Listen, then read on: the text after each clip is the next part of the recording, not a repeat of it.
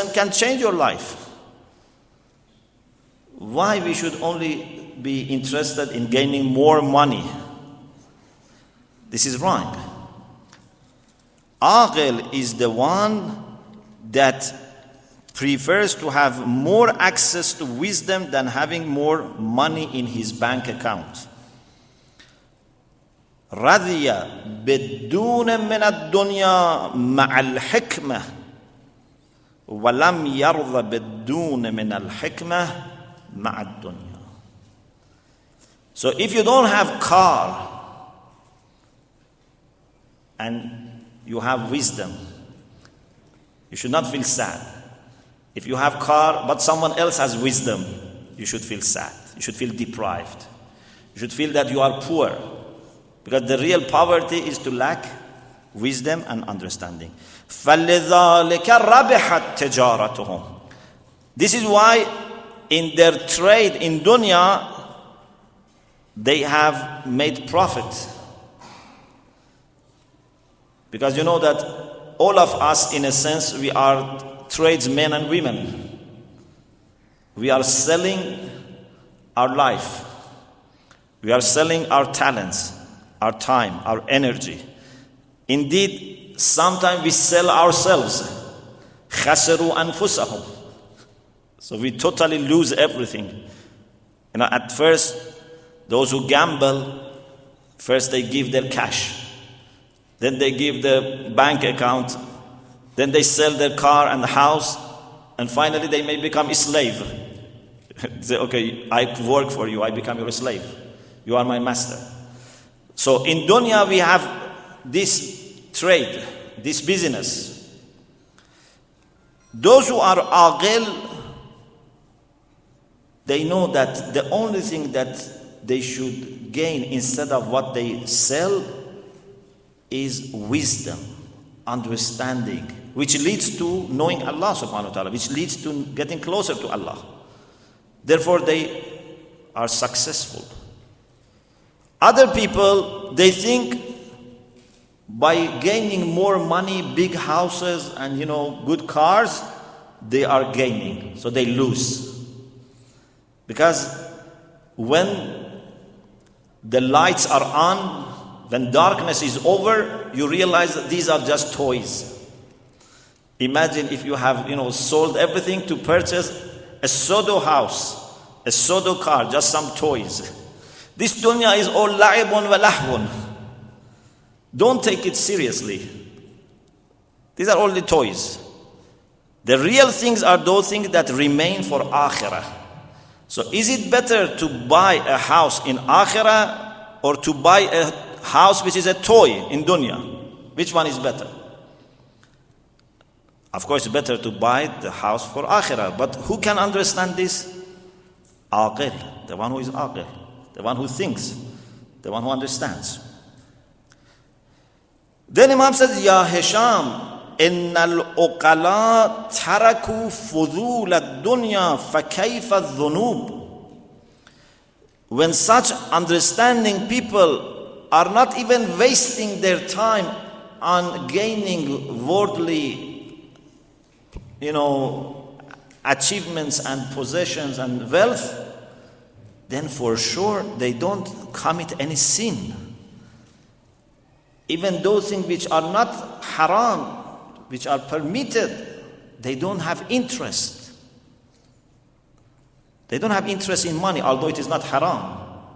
They don't have interest in luxurious life, although it may not be haram as such. So when for these people this has become clear, then for sure they never commit sins. Sometimes you raise your standards so high that committing a sin for you is never, something that you can even think about it. If I want to become like Bahrul Ulum and Muqaddas Ardebili, I never think about committing a sin. My only concern would be, what should I do with my leisure time? Should I, for example, eat, delicious food or not? This is my concern. Should I sleep, this much or that much? I just want to think about my mubahat and how to make sure that I don't, waste my time. Why? Because I have raised my standards. But if I just want to be a normal, average mu'min, then there is a chance of sometimes thinking, shall I do this haram or not? Sometimes, I say to brothers and sisters that in our prayer, we should achieve and we should have ambition for achieving highest levels of taqwa, not just to be muttaqi. We say, وَجْعَلْنَا لِلْمُتَّقِينَ إِمَامًا. This is the way that you should have ambition for. Make me leader of the pious people, imam of the pious people. Not just وَجْعَلْنِي مِنَ الْمُتَّقِينَ. If I just want to be muttaqi, there is a chance that I may fail. But if I aim at being leader of muttaqin, then even if I don't become leader, at least I become deputy leader or vice deputy leader. You have to aim at highest levels of perfection. First of all, it's possible that you can achieve. But even if you don't achieve, at least a little less.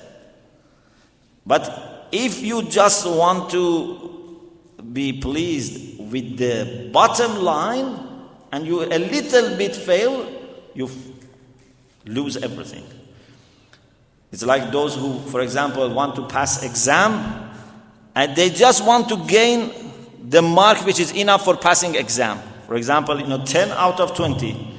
So if you aim at just getting 10, then there is great chance that you may get 8, 7, 6. But if you say, I want to get 20, so if you don't get 20, at least you get 19 or 18. So we have to work harder and we have to raise our expectations from ourselves. So, إِنَّ الْأُقَلَاءَ تَرَكُوا فُضُولَ الدُّنْيَا فَكَيْفَ الذُّنُوبِ. So what about the sins? وَتَرْكُ الدُّنْيَا مِنَ الْفَضْلِ وَتَرْكُ الذُّنُوبِ مِنَ الْفَضْلِ. Not committing sins is obligatory. Not going after dunya is not obligatory, is good, is a merit. When people go after merits, they will never then commit sins, because not committing sins is necessary. So, this is the way aql is connected to morality. Aql is connected to spirituality. This is why I was saying that this aql is not something only related to mind. This aql is related to mind and heart together. This aql is very essential part of us. Mind is only some aspect of our being. You cannot decide about whether a person is good or bad just by looking into his mind. That's not all what we are. But mind and heart together make our personality. And therefore, such a person with such function of mind and heart together at the service of truth is a person that would certainly have a moral, pious life. I stop here and inshallah we continue with the rest of hadith next week. May Allah subhanahu wa ta'ala increase our knowledge and understanding of Himself and of His friends, His awliya. May Allah enable us to serve our Imam al-Zaman before and after he comes. May Allah enable us to be at the service of ulama Rabbani in dunya and at the service of Ahlul Bayt in akhirah. May Allah heal all the brothers and sisters who are ill. May Allah put an end to the suffering of all who suffer in dunya because of illness and poverty and lack of security. May Allah hasten the reappearance of Imam Mahdi Ajjalallahu Ta'ala Farajahu Sharif.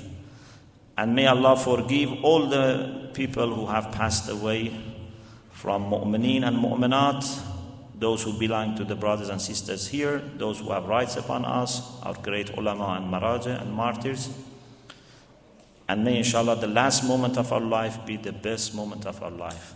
Wa akhiru da'wana and alhamdulillah rabbil alamin.